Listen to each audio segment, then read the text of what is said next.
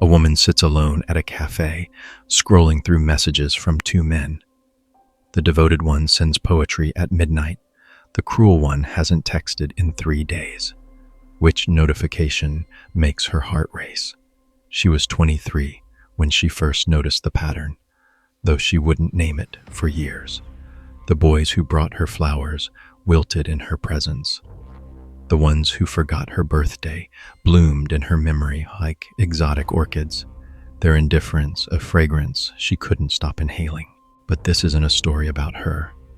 This is a story about the merchant. In a city that exists between sleeping and waking, there lived a merchant who traded in certainty. His shop stood on a corner where all the lovers eventually wandered, drawn by the scent of answered questions and the promise of knowing, finally knowing, what love meant. The merchant's wares were peculiar. On one side of his shop, he displayed crystalline boxes containing pure devotion, each one pulsing with steady golden light. These were forged from 1,000 small kindnesses, morning coffee brought without asking, remembered anniversaries, texts that said, "Thinking of you," for no reason at all. The light never flickered, it never dimmed. It was as reliable as sunrise, as predictable as gravity. On the other side, behind glass cases that seemed to shimmer and shift in the lamplight, he kept his rarer stock, vials of liquid uncertainty. These containers held the distilled essence of mixed signals, of lovers who vanished for days only to return with explanations that explained nothing. The liquid moved like mercury, sometimes clear as water, sometimes dark as wine, impossible to predict, impossible to hold steady in the light. When customers approached these cases, their reflections in the glass showed not their own faces, but the faces of every person who had ever made them question their worth. The merchant understood something that eluded most of his customers. Certainty, no matter how beautiful, becomes invisible to those who possess it. Like the hum of electricity or the weight of air, devotion disappears into the background of daily life. But uncertainty demands attention. It lodges itself in the mind like a splinter, impossible to ignore, growing more significant with each attempt to extract it. Women would enter his shop, always women, never men, though the merchant never understood why, and their eyes would immediately dart to the uncertain vials. They would tell him they wanted the golden boxes, of course. They would speak of yearning for consistency, for someone who would never hurt them, never leave them guessing. But their hands, their hands always reached for the mercury. "This one," they would whisper, pointing to a vial that contained 3 days of silence followed by a single text that said, "Miss you." "What does it mean?" The merchant would smile, for this was the question that built his fortune. "It means," he would say, "exactly what you need it to mean." And so they would purchase uncertainty at premium prices, carrying their vials home like sacred artifacts. They would hold them up to the light, studying every shift in the liquid's movement, consulting friends and oracles and their own racing hearts for interpretation. The devoted men in their lives, those golden, steady boxes, would grow dusty on shelves, their light dimming, not because it had lost its power, but because no one was looking anymore. The cruel ones, those mercury merchants, in their own right, became puzzles to solve, territories to conquer, mysteries that promised to reveal the deepest truths about love and worth and the nature of desire itself. Each ambiguous gesture became a hieroglyph to decode, each moment of indifference a challenge to overcome.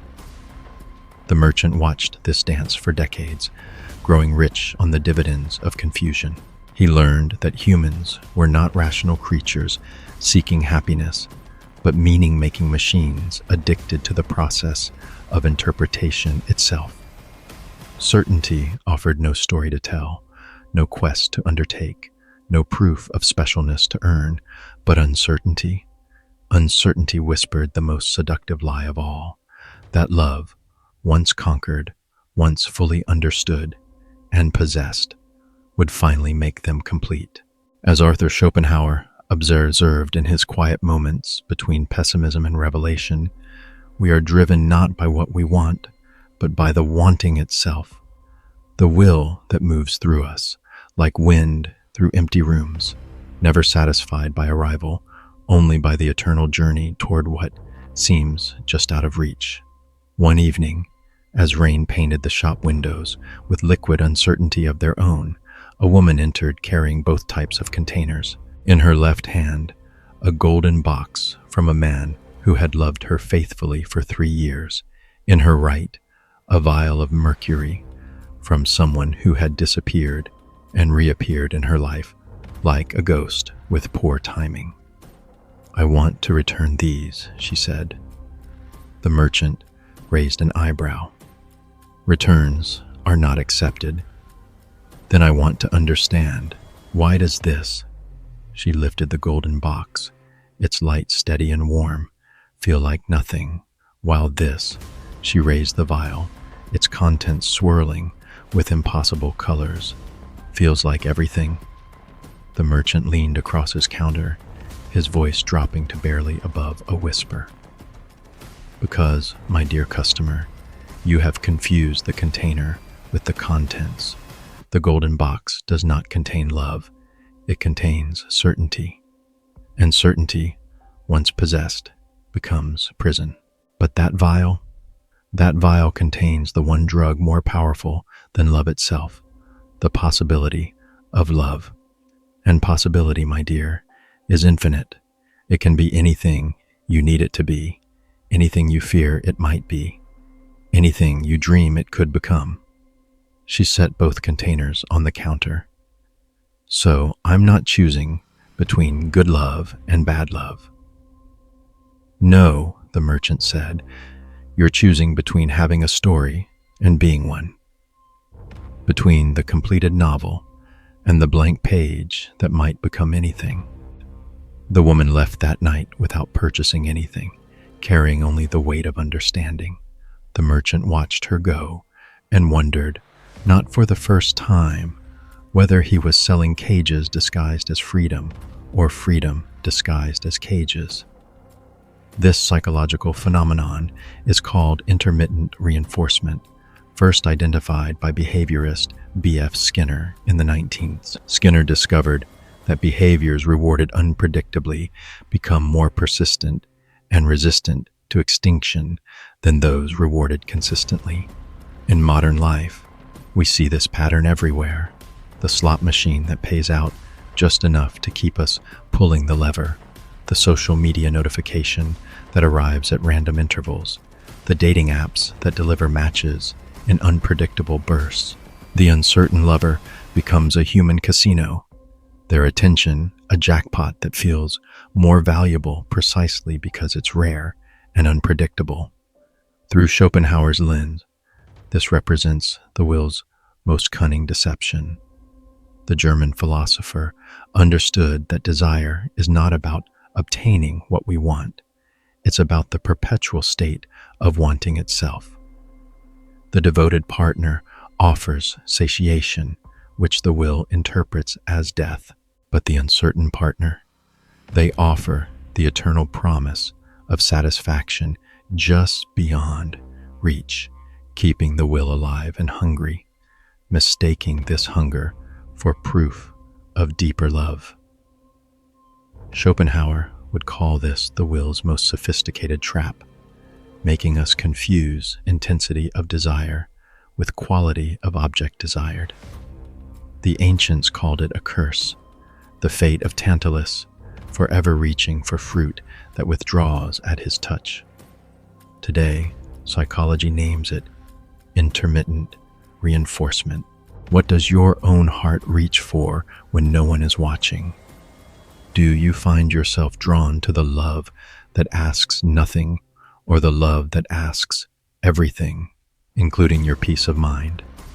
And if you choose uncertainty over devotion, what does that reveal about the story you tell yourself about what love should cost?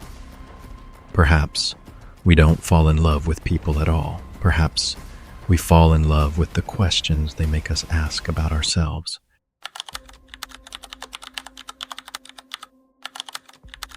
He stands in the bathroom mirror at 3 a.m., practicing apologies for crimes he didn't commit.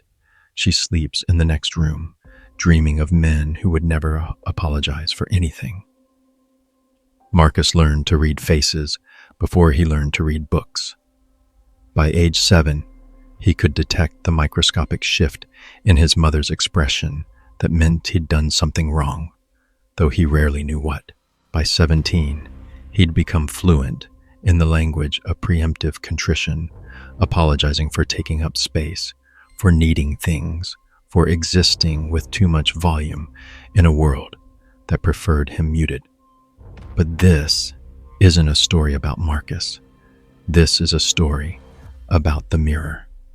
In the same city where the merchant once sold certainty, there stood a hall of mirrors that appeared only to those who had forgotten how to see themselves clearly. The building materialized at dusk, its entrance marked by a single discarded mask, golden, cracked down the middle, that had once belonged to a woman who'd learned to love her own reflection too well. The hall contained 7 mirrors, each one promising a different truth. But the strangest mirror hung at the center, a surface that showed not what you were, but what you believed yourself to be in the eyes of others. This was the mirror that lies, though everyone who looked into it believed it told the only truth worth knowing. Men would enter this hall, carrying invisible crowns made of thorns, each spike representing a moment when they'd been told they were too much, too loud, too present, too demanding of love they hadn't earned.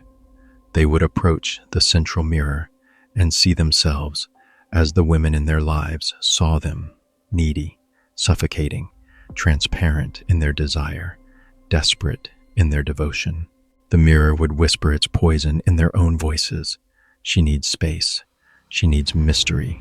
She needs a challenge, not a solution. And so they would begin the alchemy of self-erasure, transforming their natural warmth into calculated distance, their genuine care into strategic indifference. But here was the mirror's cruelest trick. It showed them not reality, but projection.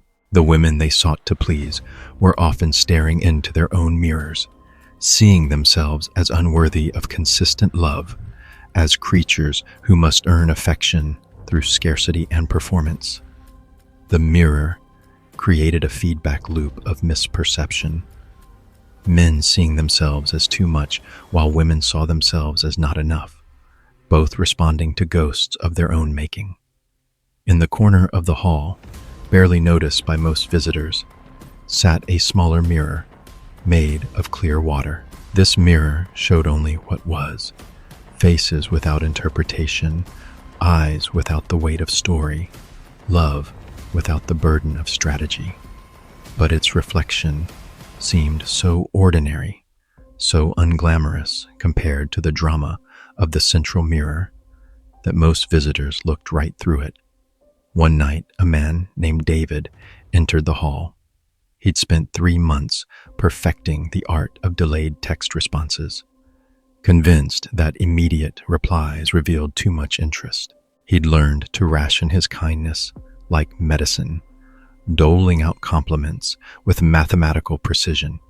He'd become a scholar of his own absence, studying the precise amount of distance required to transform from taken for granted to taken seriously. Standing before the central mirror, David saw himself as he believed his girlfriend saw him: pathetic in his obvious affection, ridiculous in his reliability, forgettable in his faithfulness. The mirror showed him a better version of himself, colder, more elusive, armed with the indifference that seemed to drive her wild with want. But as he turned to leave, his reflection, caught in the water mirror by accident, for just a moment, he saw something different. A man who brought coffee without being asked, who remembered stories told in passing, who loved with the kind of generous presence that most people spent their lives seeking. He saw, for just an instant, that his supposed weakness might actually be his strength, if only he could find someone with eyes clear enough to recognize it. The water rippled, and the vision disappeared. David left the hall that night with his phone set to delay all messages by 37 minutes, the precise calculation he'd made between caring too little and caring too much. He never noticed the small crack that appeared in the central mirror as he walked away, or the way the water mirror grew slightly larger in the space he left behind. This phenomenon is known as the nice guy syndrome, though the term barely captures its psychological complexity. First, extensively documented by researcher Dr. Robert Glover. In the early 2000s, it describes the pattern where individuals, predominantly men, suppress their authentic needs and desires in relationships, believing that selflessness will earn them love. In modern life, this manifests in the carefully curated Instagram posts that hide vulnerability, in workplace dynamics, where boundaries are sacrificed for approval, in dating cultures, where genuine interest is repackaged as game playing to avoid the perceived weakness of transparency. Schopenhauer would recognize this as the will's most sophisticated form of self-sabotage. The philosopher understood that desire, when denied direct expression, becomes corrupted into resentment. The nice guy believes he's transcending the will through selfless devotion, but he's actually feeding it with a different fuel, the expectation of reciprocal love. When that love doesn't arrive in the expected form, the will transforms generosity into bitterness, kindness into passive aggression. Schopenhauer would say this isn't love at all. It's the ego wearing the mask of love, seeking validation disguised as virtue. The ancients called it the curse of Atlas, carrying the world on your shoulders while forgetting you have the right to set it down. Today, psychology names it codependency. When did you first learn that your natural self wasn't enough? What aspects of your authentic presence have you traded away for the promise of being more palatable, more lovable, more worthy of the attention you crave? And if you've spent years becoming someone else's idea of perfect, do you even remember who you were before you started performing? The cruelest mirror isn't the one that shows you your flaws. It's the one that convinces you your gifts are weaknesses.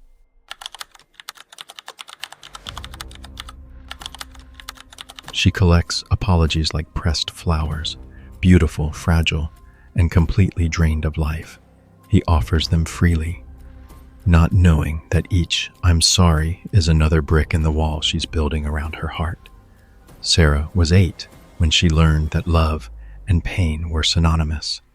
Not from abuse, her parents loved her gently, but from a teacher who told her that anything worth having was worth suffering for.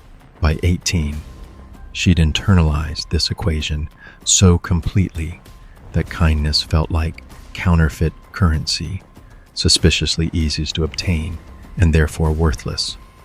But this isn't a story about Sarah.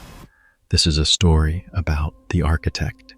Beyond the Hall of Mirrors, in a district where the buildings grew from sorrow rather than stone, lived an architect who specialized in structures made of hurt.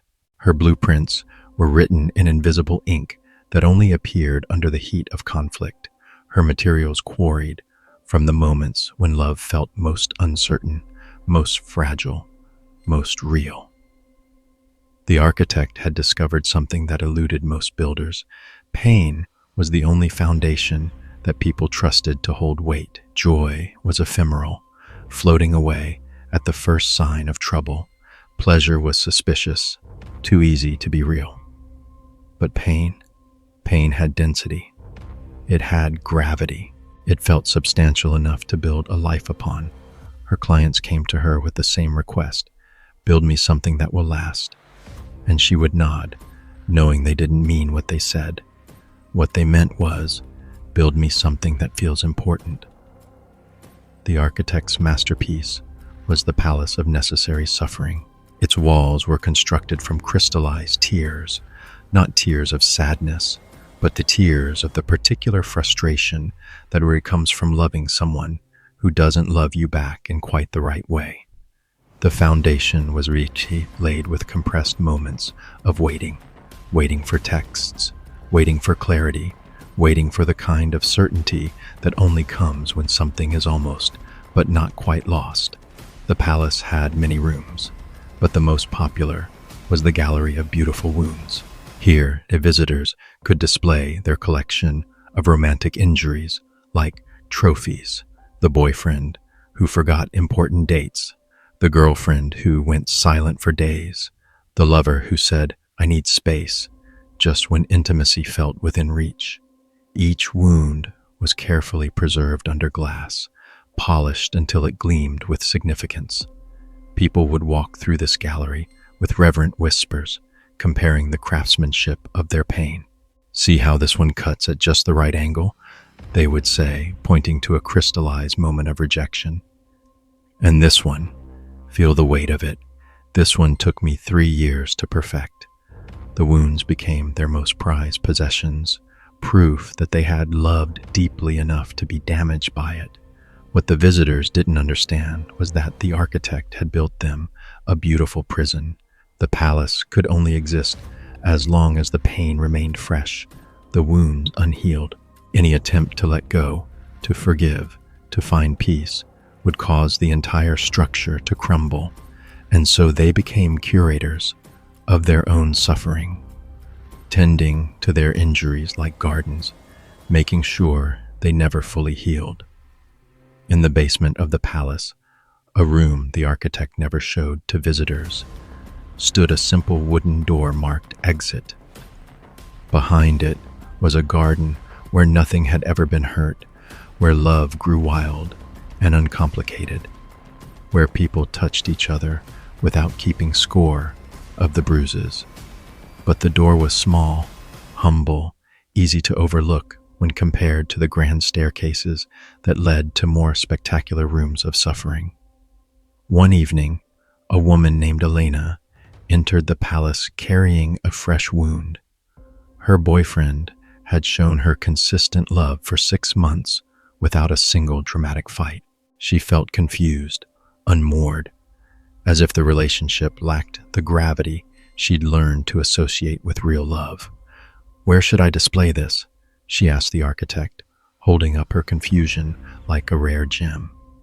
The architect studied the object in Elena's hands, smooth, translucent, weighing almost nothing.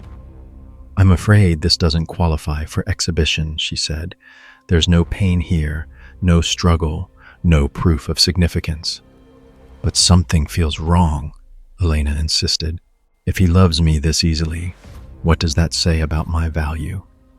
The architect smiled with the sadness of someone who had built too many prisons disguised as palaces. "My dear," she said, "you're confusing the weight of the chain with the value of the treasure." For the first time in decades, Elena looked around the gallery and saw not beautiful wounds, but beautiful waste. All the love that had been sacrificed on the altar of significance, all the peace that had been traded for the illusion of depth. She walked down to the basement and found the small wooden door. Through its keyhole, she could see a garden where a discarded golden mask lay half buried in soil, slowly becoming part of something new. This pattern is known as trauma bonding, first identified by psychologist Dr. Patrick Carnes in the 1990s. It describes the powerful psychological attachment that forms between individuals through cycles of abuse and reconciliation, or in milder forms, through relationships that alternate between intense conflict and intense intimacy. In contemporary culture, we see this in the romanticization of toxic relationships, in the social media glorification of couples who fight like crazy but love even harder, in the widespread belief that easy love must somehow be shallow love. The pattern extends beyond romantic relationships into workplace cultures that equate stress with productivity, social circles that bond through shared complaints, and personal identity teas built around overcoming rather than simply being. Schopenhauer would see trauma bonding as the will's most perverse victory, convincing us that suffering is not just inevitable, but desirable, even sacred. The philosopher argued that the will keeps us perpetually dissatisfied, but trauma bonding goes further. It makes us suspicious of satisfaction itself. When peace arrives, the will whisper that it must be temporary, insignificant, or a sign of complacency. Schopenhauer would call this the will's greatest trick, not just keeping us from happiness, but making us actively distrust it when it appears. The ancients knew it as the curse of Sisyphus, finding meaning in the struggle itself, forgetting that the boulder was never meant to reach the top. Today, psychology names it trauma bonding. What kind of palace have you built from your pain? Which of your wounds have you polished until they shine like jewels, too beautiful to let heal? And if someone offered you love without drama, peace without struggle, joy without the price tag of suffering, would you trust it enough to let it in? Sometimes, the most radical act is not learning to love yourself despite your wounds, but learning to love yourself without them.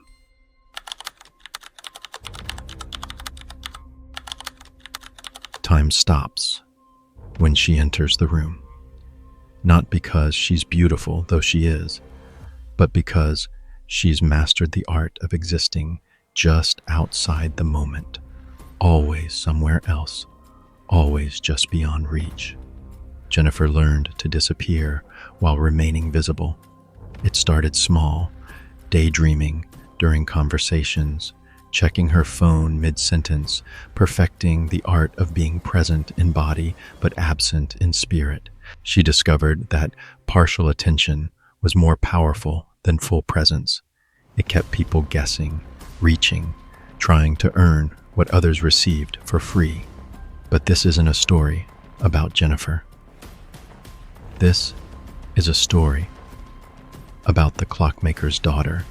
In the farthest corner of the city, where time moved differently than anywhere else, lived a clockmaker who crafted moments instead of hours. His daughter had inherited his workshop, but where he built time that moved forward, she specialized in time that folded back on itself, creating temporal loops that trapped people in perpetual anticipation. The daughter's masterpiece was a clock with no hands, a perfect circle of polished wood, with numbers that shifted and changed when no one was looking directly at them. This clock didn't measure time, it measured longing. Its face showed not what time it was, but how long you'd been waiting for something that might never come. People would bring her their desires wrapped in tissue paper like fragile gifts. I want him to choose me. I want her to see me. I want them to stay. And the daughter would nod, wind her strange clock, and set their longing into motion, but never to completion. The clock ensured that their wants remained wants, never crossing the threshold into having. She had learned something that eluded most people. The difference between being desired and being loved was timing. To be loved was to exist in present tense, seen, known, traits and now.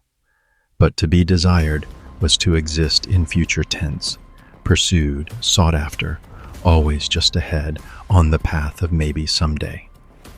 The daughter's clients learned to live in this suspended state. They became experts at partial reveals, strategic absences, calculated mysteries. They would share just enough to intrigue, care just enough to maintain interest, but never enough to satisfy. They transform themselves into question marks instead of periods, ensuring that conversations never truly ended, relationships never fully began, hearts never quite arrived at their destinations. In her workshop, the daughter kept a collection of bottled moments, instances when people had been fully present, completely available, offering themselves without reservation. These bottles gathered dust on her shelves, ignored by clients who found them too simple, too immediate, too lacking in the sophisticated architecture of anticipation. One bottle contained a moment when a man had said, "I love you," and meant exactly that, nothing more, nothing less. Another held a woman's laughter, genuine and unguarded, shared simply because joy wanted to be shared. A third preserved a kiss, given without strategy, received without analysis, existing only in the perfect present tense of skin meeting skin. But these moments couldn't compete with the daughter's specialty, bottled potential. These containers swirled with what might be, could be, should be, if only the timing were different, the circumstances aligned, the stars properly arranged. Customers would pay premium prices for these futures that never arrived, these promises that sustained themselves by never being fulfilled. The most popular item in her shop was a music box that played a song with no ending. The melody would build toward resolution, approaching the final note that would complete the harmony. But just before that moment of satisfaction, it would loop back to the beginning, starting the journey toward completion once again. People would listen for hours, days, years, always believing that this time, surely this time, they would hear the song's true ending.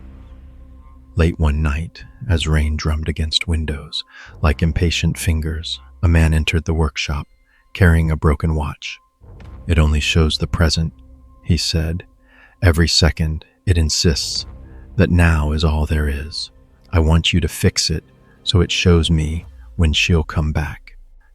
The daughter examined the watch, its simple face showing only the current moment in clear, unambiguous numbers. "This isn't broken," she said quietly.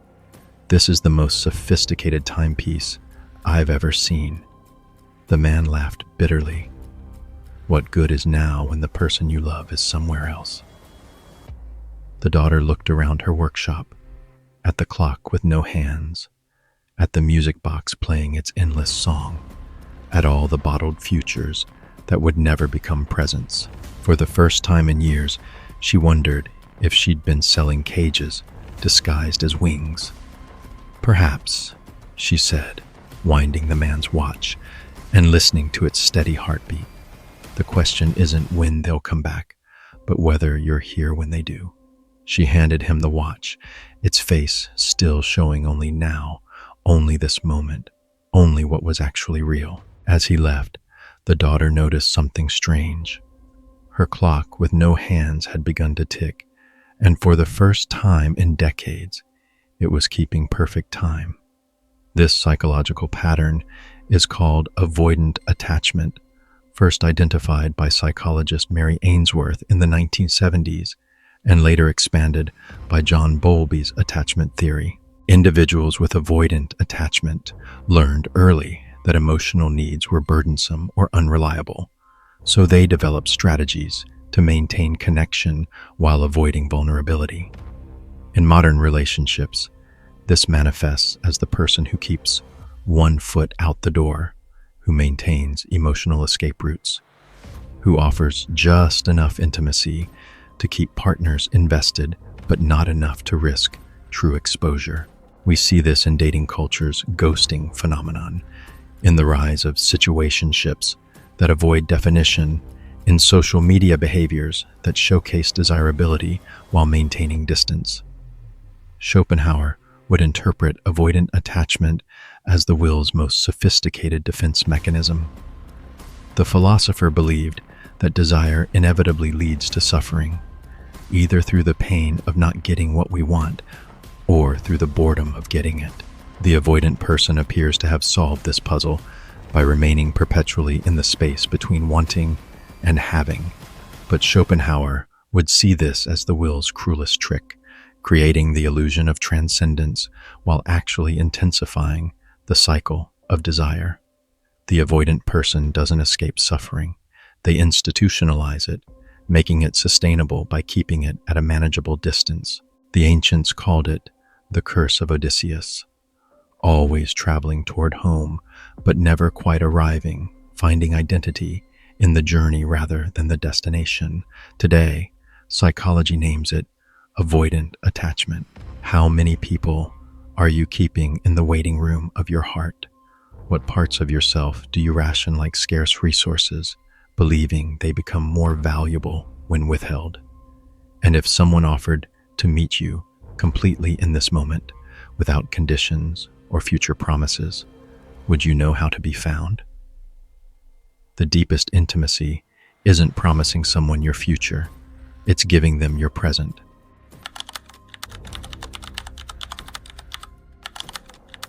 In her garden, she grows flowers that bloom only in the presence of neglect. The more attention they receive, the faster they wither. The more they're ignored, the more magnificent they become. Sophia spent her 20s chasing men who treated her like an option while treating men who chose her like obligations. She told herself she had high standards, that she was simply drawn to quality over quantity. She never admitted that quality, in her secret dictionary, was synonymous with scarcity. But this isn't a story about Sophia. This is a story about the gardener. At the edge of the city, where all the other fables cast their shadows, grew a garden that defied every law of nature and common sense. Its gardener was a woman who had learned to cultivate the impossible, flowers that thrived on rejection, trees that bore fruit only when threatened with removal, vines that grew stronger when cut back to their roots. The garden's entrance was marked by all the discarded symbols from the other stories: a cracked golden mask, half buried in soil, a mirror's broken pieces catching sunlight, a clock face with hands frozen between seconds. But these weren't decorations, they were compost, feeding the soil that grew the strangest crop of all, plants that bloomed only when they believed they might die. The gardener's prized specimens were her roses of maybe, flowers that opened their petals only in the presence of uncertainty. When a lover was devoted, consistent, available, the roses would close tight as fists, their beauty locked away until doubt returned to the air like pollen on the wind. But when that same lover grew distant, distracted, possibly interested in someone else, the roses would burst into magnificent bloom, their fragrance so intoxicating that visitors would forget there had ever been any other kind of flower. She had discovered this principle by accident years ago when she was still learning her craft. She had planted seeds with the usual care, regular watering, fertile soil, steady sunlight, and watched them grow into perfectly ordinary flowers. Pleasant enough, but forgettable. Then came the drought, and she was forced to neglect her garden for weeks. When she returned, expecting to find withered stems, she instead discovered the most beautiful blooms she'd ever seen. That's when she understood. She wasn't meant to be an ordinary gardener. She was meant to be a curator of scarcity. The garden attracted a particular type of visitor, people who had lost the ability to appreciate abundance. They would walk among the roses of maybe with tears in their eyes, not because the flowers were sad, but because they were finally seeing beauty. These visitors had trained their hearts to recognize value only when it came with the possibility of loss, love only when it arrived with an expiration date clearly visible. In the center of the garden grew the gardener's masterpiece, the tree of perpetual autumn. Its leaves were always in the process of falling, never green with the fullness of summer, never bare with the honesty of winter, but caught forever in the golden moment of letting go. Visitors would sit beneath this tree for hours, mesmerized by the beauty of endings that never quite ended, goodbyes that never quite said goodbye. But there was another section of the garden, hidden behind a wall of ordinary hedges, that the gardener rarely showed to visitors. Here grew plants that had learned to bloom without conditions, wildflowers that opened their faces to any sun, herbs that grew generously without rationing their gifts, fruit trees that bore sweetness, simply because sweetness was their nature. This section embarrassed the gardener. The flowers here seemed so naive, so vulnerable in their constant availability. They offered their beauty to anyone who passed by, not just to those who had earned it through suffering or proved their worthiness through persistence. There was something almost offensive about their generosity, their refusal to play by the rules of scarcity, that made the rest of the garden so compelling. One evening, as sunset painted the garden in shades of amber and regret, a young woman entered, carrying a love letter written by someone who adored her consistently, completely without reservation. She wanted to plant it among the roses of maybe, hoping to transform his certainty into something more sophisticated, more worthy of her attention. "These won't grow from that," the gardener said gently, studying the letter's words of simple devotion. "These need doubt to feed on. This letter contains no uncertainty, no fear, no possibility of loss." "Then make it uncertain," the woman pleaded. "Teach me how to cultivate some scarcity." For the first time in decades, the gardener felt tired.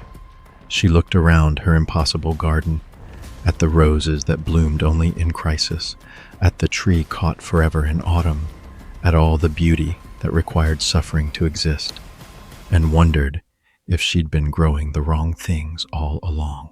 She led the woman to the hidden section behind the hedge, to the wildflowers that bloomed without conditions. "What if," she said quietly, "instead of making love scarce, you learn to recognize abundance?" The woman stared at the simple flowers, their faces open to the sky, without strategy or reservation. "But how do you know they're special if anyone can have them?" The gardener smiled, pulling a handful of seeds from her pocket. Seeds she'd been saving for years, but had never had the courage to plant. "Perhaps," she said, "the rarest thing of all isn't love that's hard to get, but love that's brave enough to stay easy." As the woman left that night, still carrying her unopened letter, the gardener began to plant her saved seeds in the soil, enriched by all the discarded masks and broken mirrors and stopped clocks. For the first time, she was curious to see what might grow when fed not by scarcity, but by the radical abundance of being chosen, simply and completely, without conditions.